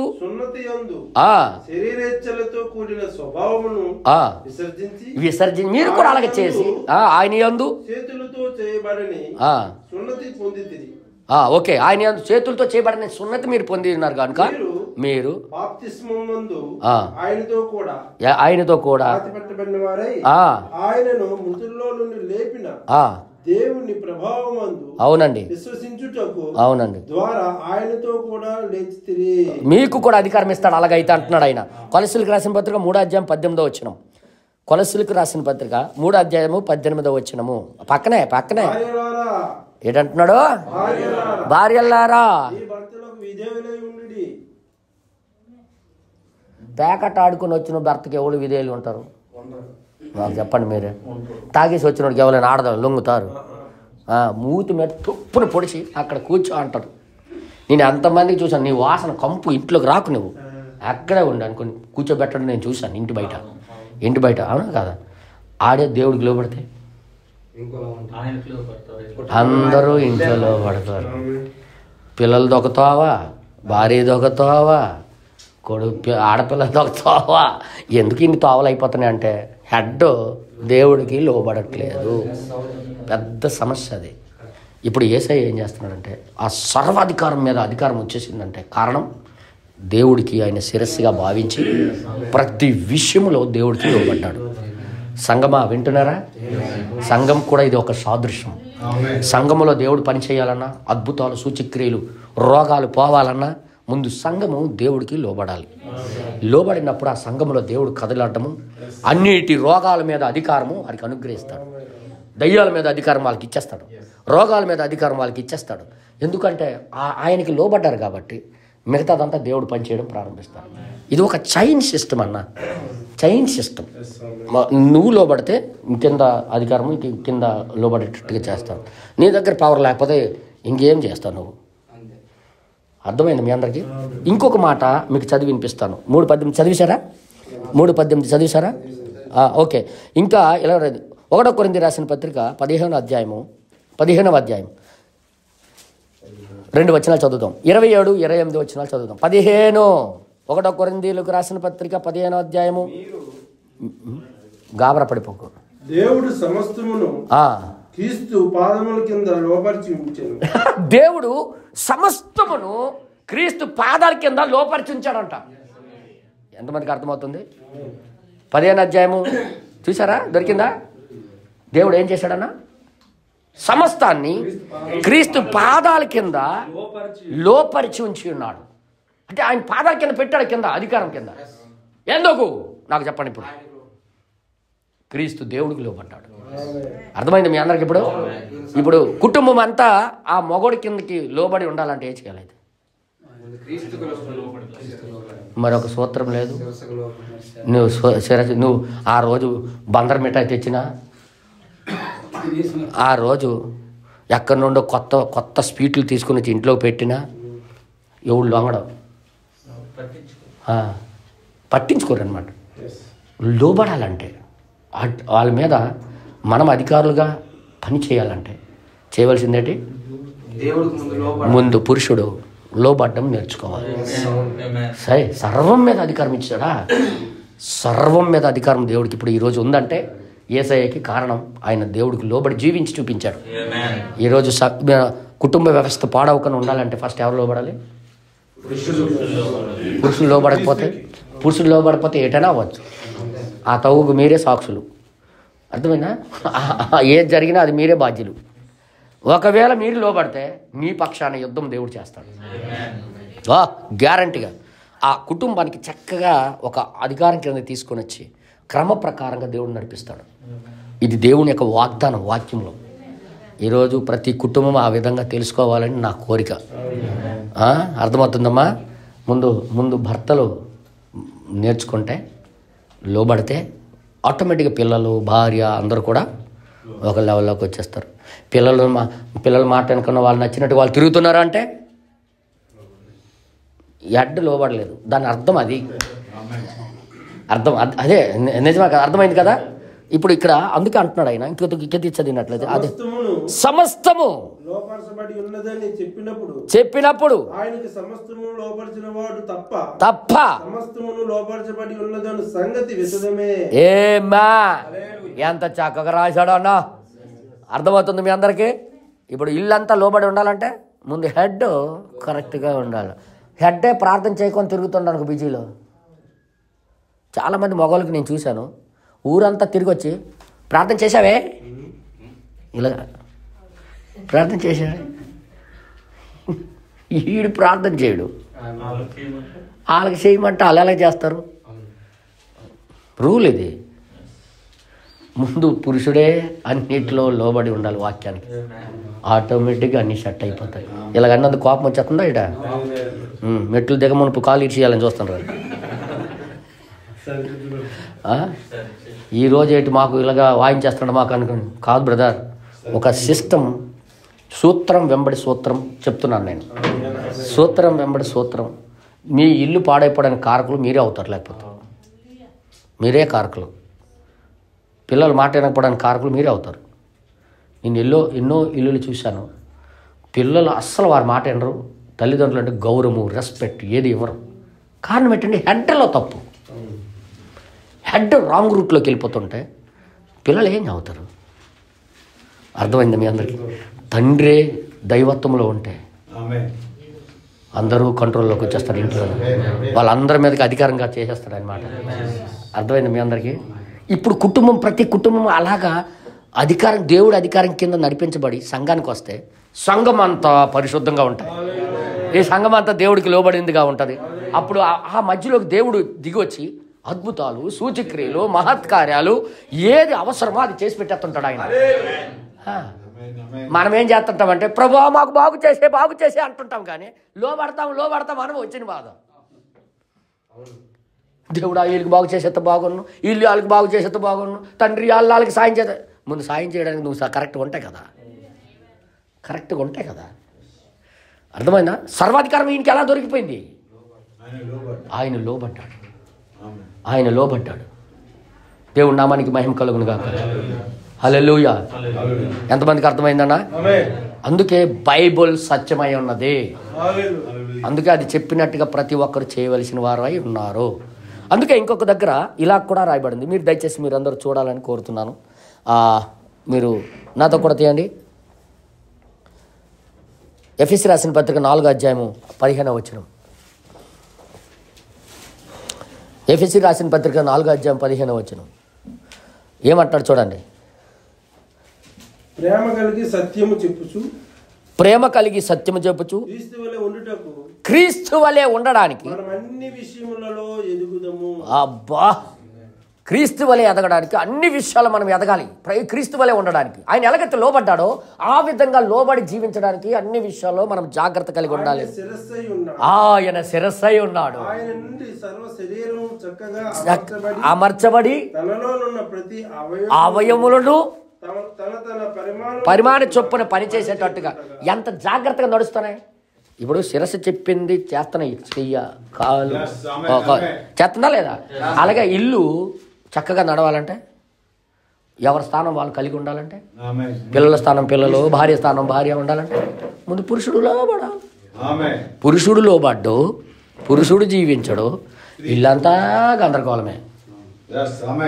ఇల్లంతా గందరగోళమే. అందుకే ఈ సిస్టమ్, గొలుసు సిస్టమ్ దేవుడు పెట్టాడు.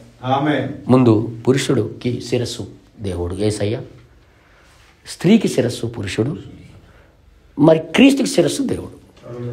ఇప్పుడు మనకి శిరస్సు అయిన క్రీస్తుకి ఇంకొక శిరస్సు ఉంది. ఆయన చెప్పిందంతా ఏం చేశాడు, పవర్ అంతా తీసుకున్నాడు. అవునా? మరణం మీద కూడా పవర్, అధికారుల మీద పవర్, ప్రపంచం మీద పవర్, సృష్టి మీద పవర్, సర్వ సృష్టి మీద అధికారం. ఆయన ఏం చెప్తే అదే జరుగుద్ది. ఎంత అధికారం ఎక్కడి నుండి దొరికిపోయింది ఆయనకి? దేవుడికి లోబడ్డాడు కాబట్టి. ఈరోజు నీ ఇంట్లో అధికారం నీకు దొరకాలంటే అది లిస్ట్ సిస్టమ్. మీ ఇల్లు నీ మాట వినట్లేదు అంటే అర్థమేది తెలుసా? అందుకే గృహకూటాలంటే గొప్ప ఇష్టం బ్రహ్నం గారికి. షాలోమోను వర్తమానాలు చదివాం కదా, 13వ పేరనా షాలోమోను వర్తమానాలు 13వ పేరనా చదివాము.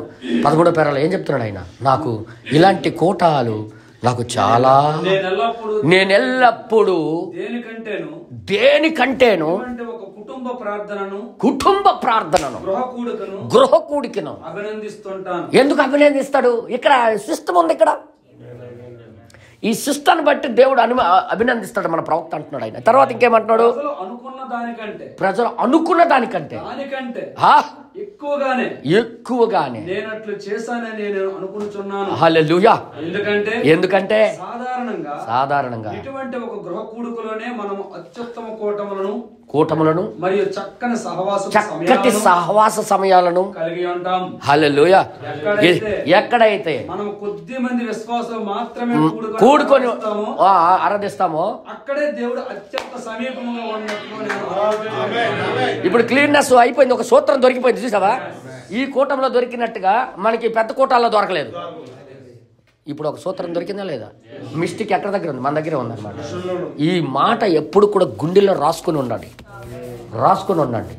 ఏదైనా నీ ఇంట్లో రివర్స్ జరుగుతుందంటే కారకుడు నేనే పరిగెట్టాలి దేవుడి దగ్గరికి అని వెళ్ళి నువ్వు ఏకాంతంలో వెళ్ళి తలుపులు వేసుకొని దేవుడి వైపు చేతులు ఎత్తితే అంత అధికారం కిందకి చక్కదిద్దేస్తాడు దేవుడు. యేసుకి ఇచ్చిన అధికారం మనకి ఇస్తాడు. ఎంతమందికి అర్థమైంది ఈ మాటలు? హల్లెలూయా. ఇంకొక మాట మీకు చదివి వినిపిస్తాను. కొలస్సీలకు రాసిన పత్రిక నాతో కూడా తీయండి. కొలస్సీలకు 2:19 2వ అధ్యాయం 19వ వచనంలో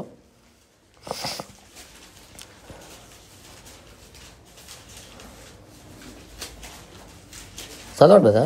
శిరస్సును హత్తుకున్నవాడు ఎవడను మీ బహుమానము అపహరింపనీయకుడే.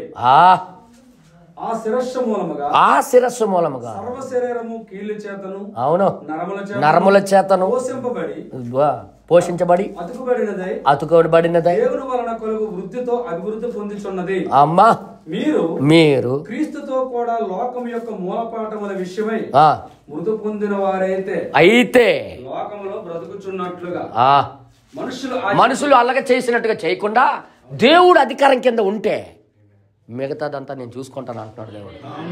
ఈ సూత్రం అర్థమైంది అనుకుంటాను నేను. అకుల్లా మిస్టేక్ ఎక్కడ ఉంది అయితే?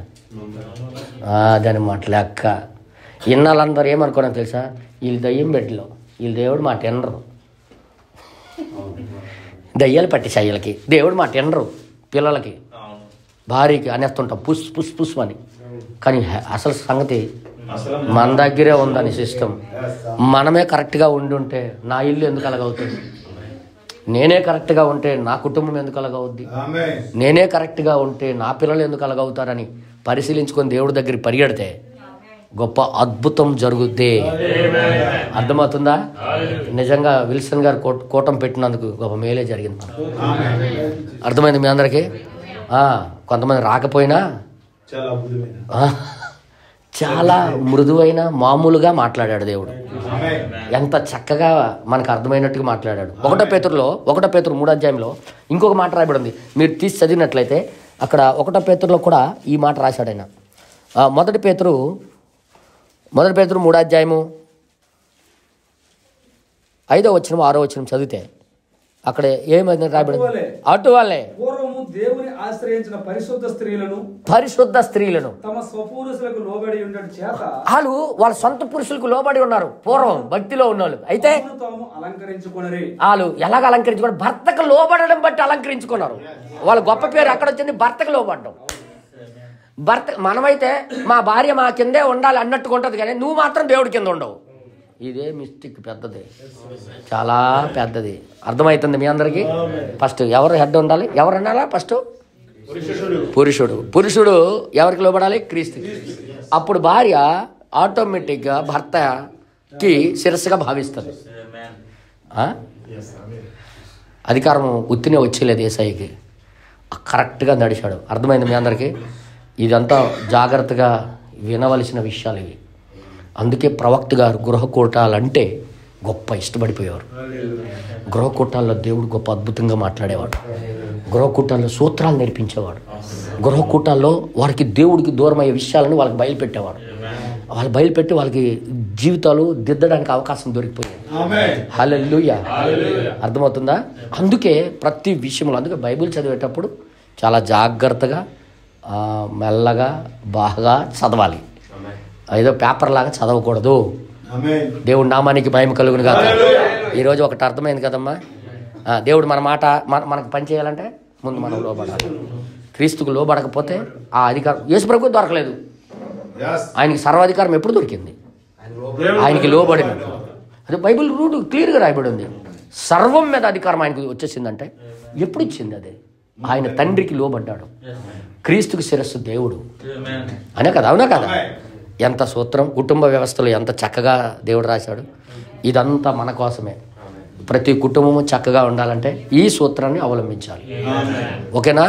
ప్రార్థన చేద్దామా? మేము చాలా దూరం జర్నీ చేయాలి. అందుకే నేను మరీ చెప్తున్నాను. ఇది ఖచ్చితంగా ప్రతి ఒక్క విశ్వాసి పాటిస్తే వాళ్ళ ఇల్లుకి ధన్యతే. వాళ్ళ ఇంటికి చూసి ఇంకొకరు 10 మంది నేర్చుకోవడం. అర్థమైందా? లేదా రోడ్డు పాలు అవ్వక తప్పదు. రోడ్డు మీదకి వెళ్ళక తప్పదు. గొడవ వస్తే గిడి రోడ్డు మీదకి వెళ్ళి రాయ దమ్ము అంటే అంటాడనమాట. వెళ్ళి దయ్యం పట్టేసింది. దమ్ము అంటే మా అప్పలసం చిన్న ఉండేవాడు మా కోటపిల్లని. అలా ఆవిడ పిల్టి పట్టుకొని గోడకి ఎలా పెట్టి గేప్ గేప్ గేప్ గేప్ గుర్తించి ఆమె నుండి తప్పించుకొని బయటికి వెళ్ళిపోయి, ఎలాగొంది దెబ్బలో నాతో పెట్టుకుంటావా అనేవాడు. తీరం వచ్చేస్తే ఈడు మూతి వెళ్ళటం పోసిపోయేది. ఆమెకు ఒక్క దెబ్బ ఉండేది కాదు. నేను లోపలికి పరిగెట్టి ఏడిపినలాగా నువ్వు ఇలా చేతన పెట్టంటే వాడు మంచోడు అనుకుని పెట్టిన ఆయన. లోనికి రా అంటే రాయాలి బయటికి ఇంకా అంటున్నాడు. లోనికి వెళ్తే తన్నేస్తుంది. మీదకి చూస్తే షర్ట్ ఎగేసేస్తాడు మనోడు. షర్ట్ ఎగేసేస్తున్నాడు. బ్రదర్, ఈ పరిస్థితి ఎందుకు వచ్చిందనియా? వీడికి దేవుడు అంటే భయం లేదు. దేవుడు చెప్పింది వినడు. అర్థమైందా? వీడికి రక్తాలు కారిపోతున్నాయి, ఇవన్నీ కారిపోతున్నాయి. దెబ్బలు తినేసి మూతి వాసిపోయి 2 రోజులు 3 రోజులు బయట పడుకుంటాడు అనమాట. తర్వాత 4వ రోజు వెళ్ళి కాలు దగ్గర నొక్కుతుంటాడు కాలు. నేను చూశాను ఇవన్నీ. కారణం ఏంటి బ్రదర్? దేవుడు పెట్టిన ఛానల్, దేవుడు పెట్టిన సూత్రం, దేవుడు పెట్టిన సూత్రానికి లోబడకపోవడం. ఇళ్లల్లో గందరగోళం, శాంతి సమాధానం, ఇంటి బయటికి వెళ్ళి కేకలేయడం, ఇంటి బయటికి వెళ్ళి కేకలేసుకోవడం. అందరూ ముందు పరువు తీసుకోవడాలు ఇవన్నీ ఎక్కడ ఎందుకు అవుతున్నాయి? దేవుడు ఇచ్చిన సూత్రాన్ని అవలంబించక లోబడకపోవడమే పెద్ద సమస్య. దేవుడిచ్చిన సూత్రానికే లోబడితే ఎదురు లేదన్న. పూర్వపు స్త్రీలు ఎలాగ లోబడరు? ప్రభువా అని పిలిచేవారు. అన్న ఎందుకు పిలిచేవారు? వాళ్ళు దైవత్వాన్ని బట్టి, వాళ్ళు దేవుడికి లోబడే తత్వాన్ని బట్టి ఆ పురుషులకి దేవుడిలాగా భావించేవారు. ఆ ప్రకారం సారా అబ్రహామును ఏమని పిలిచింది? యజమానుడా అని పిలుచుచు అతనికి అందుకు లోబడ్డదా? ఒకవేళ అబ్రహాము లోబడకపోతే ఆమె సీరికయ్యాలి అయిపోను, ఆమె గయ్యాలు కంప అయిపోను. అవునా కదా? చెప్పండి అరా. కానీ ఆమె అంత లోబడుతుందంటే అర్థం ఏంటి? ఈరోజు సంఘము ఆ సూత్రం అర్థం అవ్వక, సరిగ్గా లోబడక దేవుడు అద్భుతం చేయమంటున్నాడు కానీ ఈ లోబడతామని అనట్లేదు. ఇది అద్భుతాలు సూచక్రియలు ఆగిపోవడానికి కారణం సరిగ్గా సంఘము దేవుడికి లోబడకపోవడమే. అందుకే నేను మరీ చెప్తాను, సూత్రం వెంబడి సూత్రం, కొంత ఇచ్చట కొంత అచ్చట, ఆజ్ఞ వెంబడి ఆజ్ఞ. ఒక ఆజ్ఞ నువ్వు పాటిస్తే మరొక ఆజ్ఞ ఇంకోటి జరుగుతుంది. హల్లెలూయా. ఇప్పుడు అర్థమైపోయింది అనుకుంటున్నాను. గృహ కూడికలో ఇది ఒక మర్మం. గృహ కూడికలో ఇంతవరకు చెప్పుకున్నది ఒక మర్మం. ఇదే కానీ పాటిస్తే బైబిల్ చెప్పినట్టుగా అన్ని చక్కగా జరుగుతాయి, ప్రశాంతంగా ఉంటుంది. ఉన్నా లేకపోయినా, ఇంట్లో ఏది ఉన్నా లేకపోయినా, బియ్యం ఉన్నా లేకపోయినా, ఏ రేషన్ లేకపోయినా గొప్ప ఆనందంగా బ్రతుకుతుంటారు. ఎందుకంటే అక్కడ ఉన్న వాతావరణం దేవుడే ఆ వాతావరణం కలుగు చేస్తాడు. ప్రార్థన చేద్దామా మనందరం? ప్రభా అటువంటి లోబడే తత్వం నాకు దయచేయని మనం అందరం కలిసి ప్రార్థన చేద్దాం. ఓ ప్రభా నీకే స్తోత్రము నాయన. అందరు లేచి నిలబడి మనం ప్రార్థన చేద్దాం. ప్రభా నువ్వు గొప్ప దేవుడు అయ్యా. ఎందుకు ఇలాగ జరుగుతున్నాయో మాకు తెలిసిపోయింది ప్రభా. ప్రభా నీకే స్తోత్రము నాయన. మహిమోన్నతుడా నీకే స్తోత్రము ప్రభా. దేవా నువ్వు సర్వాధికారి అయ్యా. ఎందుకు సర్వాధికారి అయ్యావో ప్రభా ఇప్పుడు మాకు నువ్వు బయలుపరిచావయ్యా. దేవానికి స్తోత్రము నాయన. పురుషుడికి శిరస్సు క్రీస్తనియు, స్త్రీకి శిరస్సు పురుషుడనియు, యేసు క్రీస్తుకి శిరస్సు దేవుడనియు అని రాయించావు. ఎందుకో ఇప్పుడు అర్థమైందయ్యా. ప్రభా నీకే స్తోత్రము నాయన. కుటుంబ వ్యవస్థ పాడైపోవడానికి కారకులం పురుషులు అయి ఉన్నారని నీ క్లియర్గా అర్థం చెప్పేశావయ్యా తండ్రి. అది ఆ విధంగా కానీ పాటిస్తే అన్ని చక్కగా దిద్దబడతాయి అనుకొని రాయబడి ఉన్నది ప్రభా. ఇదిగో మా పాప అపరాధములు క్షమించండి ప్రభా. నీవు తెలిసి తెలియకనే వెళ్ళిపోతున్నాం కానీ అయ్యా మాకే ఇతర వాళ్ళు లోబడాలనుకుంటామే కానీ మేము ఇంకొకరికి లోబడాలని విషయం మర్చిపోయి బ్రతుకుతుంటామయ్యా. అందుకే ప్రభా నువ్వే సహాయం చేయాలి, కుటుంబాలకి మీరే సహాయం చేయాలి. ఆ కుటుంబ వ్యవస్థను కాపాడవలసింది నువ్వే ప్రభా. అయ్యా కుటుంబాలను నిలబెట్టేవాడు నువ్వేనా ఆయన, పిల్లలకి కాపాడేవాడు నువ్వు ప్రభువా. అందుకే మీ చేతుల్లో మేము సమర్పిస్తున్నాము నాయన. హల్లెలూయా. ఓ దేవానికే స్తోత్రము నాయన. నువ్వు గొప్ప దేవుడు అయ్యా, నువ్వు మహోన్నతుడు అయ్యా, ప్రేమ కలిగిన వాడు అయ్యా. నువ్వు దినదినము మాతో మాట్లాడుతూనే ఉన్నావు ప్రభా. నిన్న 2 కూటాల్లో మాట్లాడావయ్యా, ఈ కూటంలో కూడా మాతో మాట్లాడావయ్యా. నిజంగా నీకు స్తోత్రము ప్రభా. గొప్ప దేవానికి స్తోత్రము నాయన. ప్రభా నీకే స్తోత్రము ప్రభా. విల్సన్ గారు ప్రార్థన చేస్తారు, ఏకీపిద్దాం మనం. सुंदर वचन प्रभु, हमारा मन हमारा विचार को प्रभु आपने आज खोल दिया प्रभु. Yes Lord. सचमुच ये प्रार्थना सभा प्रभु हर एक घर में होना चाहिए. Yes Lord. नई बातें प्रभु, इस वचन को प्रभु नई नई बातों से प्रभु सभी को प्रभु धो देता प्रभु. Yes Lord. ये वचन प्रभु सचमुच अद्भुत वचन है Yes Lord. जो कि हमारा जीवन को टटोलता प्रभु, हमारा जीवन को संभालने वाला, हमारे जीवन को मार्ग दिखाने वाला वचन है जो कि प्रभु आपके सामने प्रभु मेरा घर में प्रभु, ये मेरा घर नहीं है प्रभु, ये आपका वचन है प्रभु. इस वचन के साथ हम आगे Yes Lord. प्रभु भाई को प्रभु अति से अति प्रभु उनको आशीष कर प्रभु, जो कि इस वचन के साथ प्रभु आगे बढ़ने के लिए प्रभु हम सभी को प्रभु संभालने वाला प्रभु. Yes Lord. दया कर प्रभु. प्रभु हमारा परिवार को प्रभु आपके आगे में रखते हैं प्रभु. जो हमारा परिवार अगर कहीं भी छोटी मोटी गलती होती तो क्षमा करना प्रभु, अगर मेरे वजह से गलती हो तो मुझे क्षमा करना प्रभु। ऐसा ऐसा कर प्रभु हमारा जीवन प्रभु, सचमुच प्रभु आज का दिन प्रभु सबसे बहुमूल्य वचन के साथ प्रभु हमें इस वचन को प्रभु हम स्मरण रख सके प्रभु, हमारा जीवन में इसको स्मरण में रख के प्रभु आगे बढ़ने में हमें सहायता कर। सही हरी परिवार को प्रभु आपके आगे में रखते प्रभु, इस वचन के साथ आगे बढ़ सके प्रभु। ये शाम के वेले में हमारे घर में वचन के साथ आगे बढ़ने के लिए प्रभु जो वचन दिया गया है उस वचन के साथ हमें जो घुटने में आके प्रभु हम संभाल सके प्रभु। छोटी सी प्रार्थना प्रभु यीशु नाम से मांगते सुनते आमेन। పరిశుద్ధ కలిగిన తండ్రి, జీవాధిపతి నీకు స్తోత్రము నాయన. సంఘానికి నేర్పించవలసింది, కుటుంబానికి నేర్పించవలసింది మాతో నువ్వు మాట్లాడేవయ్యా. ఎందుకు మా ప్రవక్త ఇంటి కోటాలకి ఇష్టపడేవాడో, కుటుంబ ప్రార్థనలకు ఎందుకు ఇష్టపడేవాడో మాకు అర్థమైంది ప్రభువా. నీ కుటుంబం కోసం నువ్వు ఆలోచిస్తున్నావు కనుక నీ కుటుంబం కూడా అలాగే నీకు లోబడాలనే కోరిక ప్రభువా. దేవానికి స్తోత్రము నాయన. ఈరోజు చిన్న మాటలే, కొద్ది మాటలే కానీ మా జీవితాలకు ఒక్కసారి ఆలోచనలో పడేసిందయ్యా. మాకు మెట్టుగా మేము ఆలోచించుకున్నట్టుగా చేసిందయ్యా. ఎంతగా మేము లోబడతామో పరీక్షించుకునే పరిస్థితికి వచ్చేసామయ్యా. దయ చూపించినందుకు మీకు స్తోత్రాలు. నీ వాక్యం ఎంతో మహోన్నతమైనది, నీ వాక్యం ఎంతో సత్యమైనది, నీ వాక్యం ఎంతో నిత్యమైనది.